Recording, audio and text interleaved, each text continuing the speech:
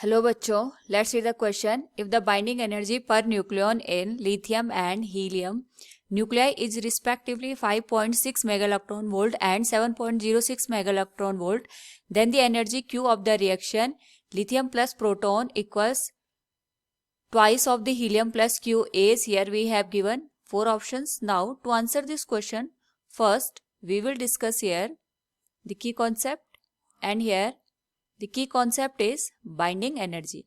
Now यहाँ पे अगर हम बात करें binding energy की, it is the energy required to bound the nucleons within the nucleus.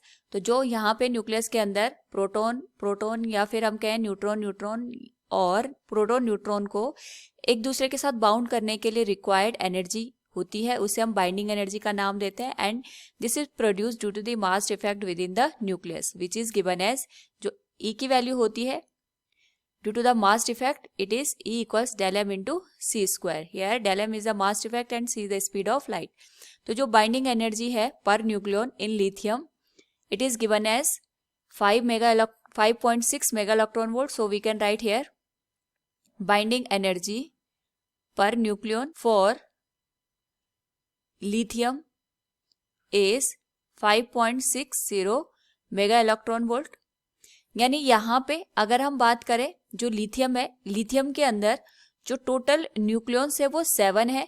तो एक न्यूक्लियॉन को यहाँ पे बाउंड करने के लिए हमारे 5.60 मेगा इलेक्ट्रॉन वोल्ट एनर्जी की रिक्वायरमेंट है. So we can say total binding energy of the lithium it will be 7 into 5.60 mega electron volt. इसको हम इक्वेशन नंबर फर्स्ट दे देते हैं.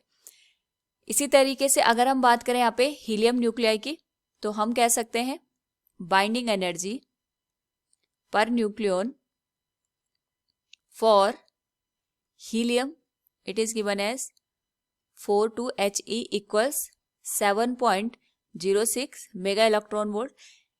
यानी यहाँ पे एक न्यूक्लियन को विद इन द न्यूक्लियस रखने के लिए हमें 7.06 मेगा इलेक्ट्रॉन वोल्ट एनर्जी की रिक्वायरमेंट होती है. सो जो टोटल बाइंडिंग एनर्जी की रिक्वायरमेंट होगी for helium it will be 4 into 7.06 mega electron volt. और साथ में हमें ये भी देखना है कि अकॉर्डिंग टू द क्वेश्चन हमें यहाँ पे Q की वैल्यू को फाइंड आउट करना है. तो यहाँ पे अगर हम इक्वेशन को लिखें, it is given as lithium plus proton is equal to twice of the helium plus Q.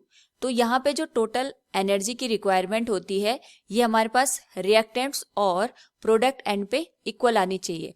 यानी हमारे पास जो रिएक्टेंट्स की टोटल एनर्जी है that should be equal to the total energy of the product. और यहाँ पे अगर हम Q की वैल्यू को फाइंड आउट करना चाहते हैं तो जो रिएक्टेंट्स और प्रोडक्ट हमारे पास निकल के आए हैं इनके एनर्जी का जो डिफरेंस होगा यही यहाँ पे जो एनर्जी रिलीज हो रही है Q उसकी वैल्यू के बराबर होगा. तो we can say here Q will be equal to the जो हमारे पास यहाँ पे हीलियम है इसकी जो टोटल यहाँ पे बाइंडिंग एनर्जी आएगी it will be 2 times of the total binding energy of the single helium nuclei.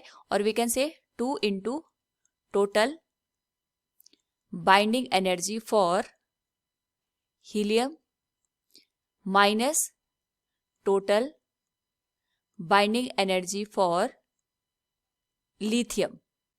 Now यहाँ पे अगर हम वैल्यू पुट कर दें total binding energy for the helium it will be 4 into 7.06 mega electron volt minus total binding energy for lithium it will be 7 into 5.60 mega electron volt. Now अगर हम दोनों value को यहाँ पे सब्ट्रैक्ट कर दें it will become 17.28 mega electron volt.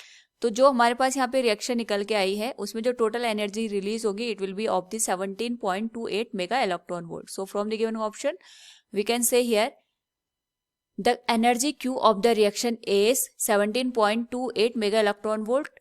Option D will be the correct answer. Hope all you understood it. Thank you and best of luck.